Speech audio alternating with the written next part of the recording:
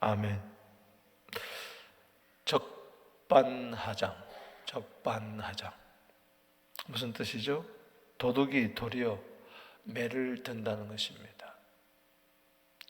잘못을 저지른 사람이 도리어 큰 소리를 치고 덤벼드는 것을 일컫는 말이죠.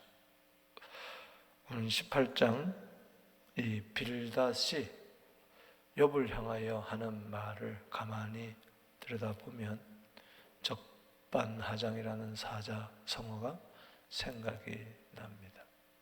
지금 누가 누구를 나무랬는지요. 하나부터 열까지 그야말로 욥을 향하여 독설을 퍼붓는 것을 알 수 있습니다. 그야말로 적반하장도 유분수입니다. 오늘 본 말씀을 통해서 우리 깨닫는 진리가 뭐냐? 오늘 1절에서 4절, 5절에서 19절, 그리고 20절에서 21절 이렇게 나누어서 함께 보겠습니다. 빌닷이 욥을 향하여 뿜어내는 이 독설이, 먼저 첫 번째는 너는 분노로 망하는 자다, 그렇게 이야기를 하고 있습니다. 욥의 말 전부가 분노를 터뜨리는 말이라는 것이죠. 여기 4절 말씀 읽어보겠습니다. 시작. 울분을 터뜨리며 자기 자신을 찢는 사람아, 너 때문에 땅이 버림을 받겠느냐? 바위가 그 자리에서 옮겨지겠느냐? 세 번역에는 이렇게 번역을 했어요. 화가 치밀어서 제 몸을 갈기갈기 찢는 사람아, 그렇게 표현을 했어요. 화가 치밀어 가지고 네 몸을 갈기갈기 찢는 사람아. 어역을 했는데요, 상상을 해보면은 지금 욥이 아주 막 길길이 뛰면서 화를 내고 분노를 내고 분을 바라고 노를 바라고 그런다는 거죠. 그래서 자기 자신을 찢는, 그렇다고 해서 세상이 변하냐, 그런 말이죠. 땅이 버림을 받겠느냐? 바위가 그 자리에서 옮겨지겠느냐? 여전히 땅은 땅이고 바위는 그 자리에 있다. 네가 아무리 길길이 낯뛴다고 해서 뭐가 되겠느냐? 이미 엘리바스도 이야기를 했습니다. 욥기 5장 2절에 보면 분노가 미련한 자를 죽이고 시기가 어리석은 자를 멸하느니라. 욥을 보고 너는 분노하는 자다, 울분을 토하는 자다. 그는 친구들 앞에서 분노한 적이 없습니다. 그는 하나님 앞에서 자기의 사정을 토한 것밖에 없죠. 친구들은 조롱하나 나는 하나님을 향하여 눈물을 흘리노라. 여기 분노란 말은 이 단수로 쓰일 때는 코로 이야기하고 복수로 쓰일 때는 콧구멍이라는 그런, 그리고 얼굴 전체를 이야기하기도 하고, 특별히 속히 화를 내게 될 때에 얼굴이 막 일그러지고 콧구멍에서 막 연기가 나오는 그런 상태, 이것을 분노라, 오늘 울분이라 여기 표현되고 있습니다. 그러니까는 씩씩거릴 때 막 코에서 막 화가 팍 나오는 그 상태를 이야기하는 거죠. 그리고 특히 이것은 속히 화를 내는 것. 누가 말만 하면 금방 막 화를 쏟아내는 그런 상태를 이야기합니다. 그래서 잠언 14장 17절에 보면 노하기를 속히 하는 자는 어리석은 일을 행한다. 즉 쉽게 이야기하면 너는 어리석은 자다.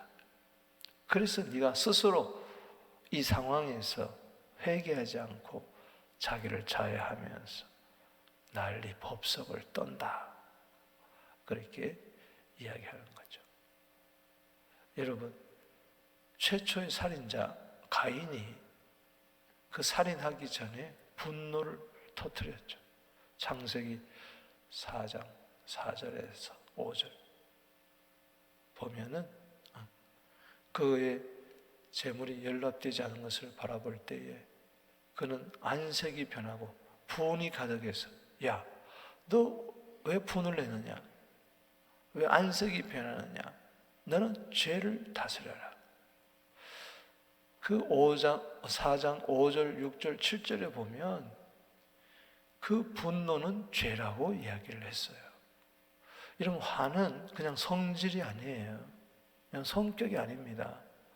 화는 살인을 불러일으키는 전 단계의 죄라는 것을 기억을 해야 됩니다. 그렇기 때문에 여기 빌닷이 욥을 바라보면서 너는 울분을 토하는 자, 너는 화를 내는 자라는 것은 다시 말하면 정죄하는 겁니다. 너는 죄인이야. 그래서 너도 망하고 집안도 망한 거야. 그렇게 이야기를 합니다. 여러분, 잠언 19장 11절에 노하기를 더디하는 자는 슬기로운 자다. 노하기를 속히하는 자는 어리석은 자지만은 노하기를 더디하는 자는 슬기로운 자다. 더디하다 보면은 그냥 노가 사라지는 거죠. 그래서 여러분은 오늘 하루도 노하기를 속히하지 말고 노하기를 더디해서 분노의 죄를 짓지 않게 되기를 바랍니다. 또 남을 향하여 함부로 화를 낸다고 그렇게 또 정죄도 하지 말아야 됩니다. 두 번째 5절에서 20절까지는 너는 흑암에 처해 있는 악인이다. 그렇게 이야기를 하고 있습니다. 너는 어두움에 속한 악인이다. 그래서 망하는 거다. 화를 내서 망하는 거고 너는 악인이라서 망하는 거다. 그렇게 이야기하는 겁니다. 여기 5절 읽어봅니다. 악인의 빛은 꺼지고 그의 불꽃은 빛나지 않을 것이고 그의 장막 안의 빛은 어두워지고 그의 등불은 꺼질 것이다. 여러분, 잠언 24장 20절에 행악하는 자는 장래가 없고 악인의 등불은 꺼지리라. 그렇게 이야기를 했는데 등불이 꺼진다는 건 뭡니까? 빛이 없다는 것은 망한다는 것이죠. 그래서 7절에 피곤해지고 8절, 9절, 10절에 올가미에 덫에 올무에 너는 지금 잡혀있고 함정에 빠졌다. 여기 12절에 그의 힘은 기근. 그래서 네가 지금 재산이 다 날아간 거야. 먹을 때거리도 없는 거지. 쇠하고 그의 곁에는 재앙이 기다린다. 왜냐? 너는 악인이기 때문에 굶주릴 수밖에 없고 악인이기 때문에 재앙이 너 곁에 있는 거야. 네가 왜 피부병이 그렇게 걸린 줄 알아? 악인이라서 그래. 독소를 퍼붓는 겁니다. 13절 보세요. 질병이 그의 피부를 삼키리니. 지금 욥이 무슨 병에 걸려 있습니까? 머리부터 발끝까지 피부병이 그를 덮고 있지 않습니까? 질병이 그의 피부를 삼키리니 곧 사망의 장자가 그의 지체를 먹을 것이니라. 너는 이제 무덤에 들어가서 구더기가 너를 파먹을 거야. 그가 의지하던 것들이 장막에서 뽑히며 공포의 왕이 너는 사로잡혀. 공포의 왕이 너를, 두려움의 왕이 너를 지금 덮고 있어. 15절에 너 집에는 유황이 부러질 것이다. 유황은 심판입니다. 지옥을 유황이라고 그러잖아요. 너 집안은 지옥 집안같이 된 거야. 뿌리는 마르고 가지는 시들고 너의 이름은 다 사라지고 18절에 읽어봅니다. 시작. 그는 광명으로부터 흑암으로 쫓겨 들어가며 세상에서 쫓겨갈지니라. 너는 어두움 속에 속하여서 결국은 이 세상에서도 살지 못해서 쫓겨가는 신세. 그래서 죽을 수밖에 없는 신세. 19절에 욥의 가장 아픈 것은 뭐냐? 자녀를 잃은 겁니다. 그런데 그걸 후벼 파는 거예요. 19절에 보십시오. 그의 백성 가운데 후손도 없고 후회도 없고 그가 거하는 곳에는 남은 자가 한 사람도 없을 것이라. 너 핏줄이 끊어졌잖아. 너 대가 끊어졌잖아. 너 왜 그런 줄 알아? 너는 악인이라서 그래. 어둠에 처한 악인이라서 그래. 이렇게 독소를 퍼붓고 있는 것입니다. 이럴 때 욥이 얼마나 마음이 악했습니까? 19장 1절에 보면 너희들이 말로 나를 짓 부수는구나, 짓 이기는구나, 그렇게 괴로움을 토로했어요. 자식이 죽었는데 거기 가서 너는 악인이라서 네 자식 잡아먹은 부모야, 이런 거와 똑같은 이야기.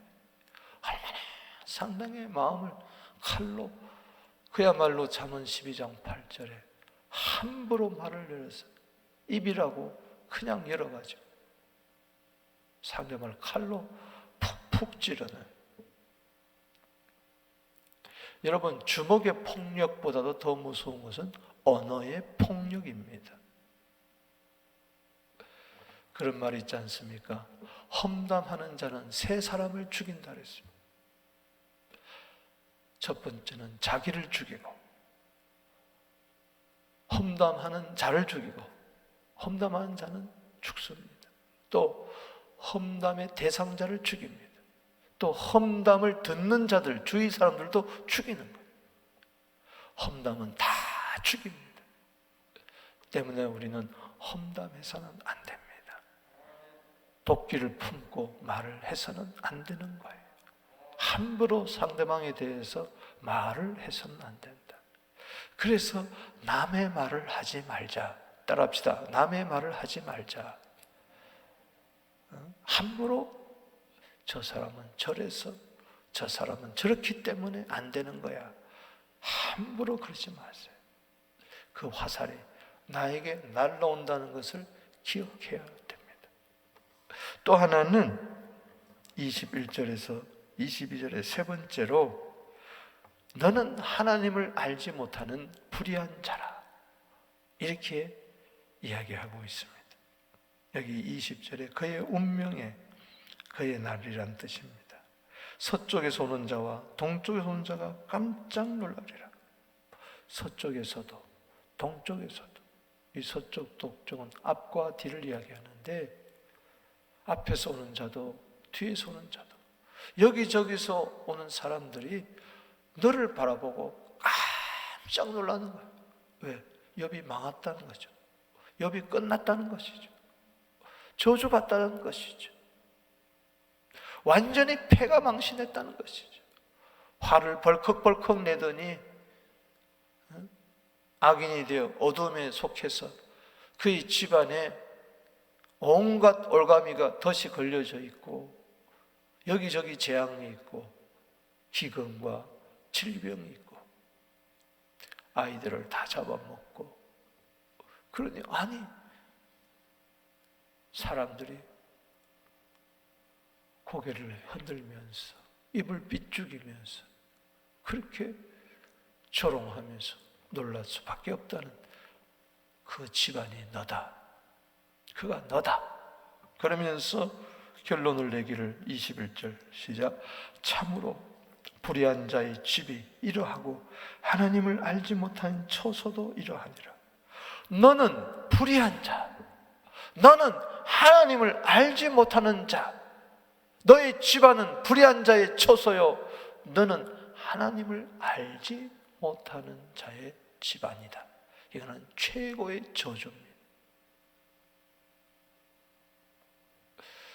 여러분, 과연 욥은 불의한 자의 집안일까? 하나님을 알지 못하는 자입니까?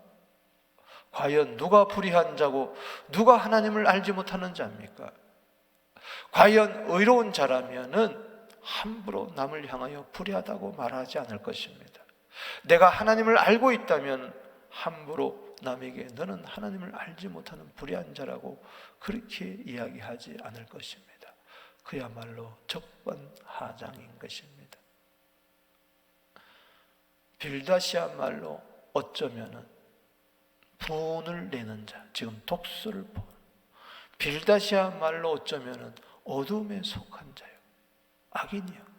빌다시야말로 집안이 불의한 자의 집안이 아닐까? 하나님을 알지 못하지 않을까? 하나님을 안다면 잠언 9장 10절 말씀에 여호와를 경외하는 것은 지혜의 근본이요 거룩한 자를 아는 것은 명철이라 그랬는데, 과연 하나님을 경외하는 자의 입에서, 거룩한 자를 아는 명철한 자의 입에서 이런 독소리를 뿜을 수가 있겠는가? 그렇지 않다는 것이죠. 그는 지금 하나님을 경외하는 마음, 지혜로운 자의 마음에서 나온 이야기가 결코 아니다. 오늘 이 새벽에 기억하십시다. 내 말을, 그 말은 곧 그 사람의 인격입니다.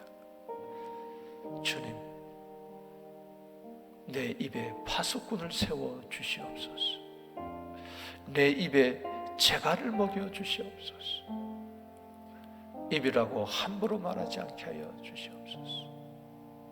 주님, 내 입술, 내 혀가 사람을 죽이는 삶의 수레바퀴를 불태우는 이 지옥불에서 야고보서 3장 6절 말씀처럼 나오지 않나 생각을 하면서 삼가 조심하여 내 입술의 말과 내 마음의 묵상이 시편 19편 14절 말씀처럼 나의 반석이신, 나의 구속자이신 여호와여, 내 입의 말과 내 마음의 묵상이 먼저 여호와께 연락되기를 원합니다.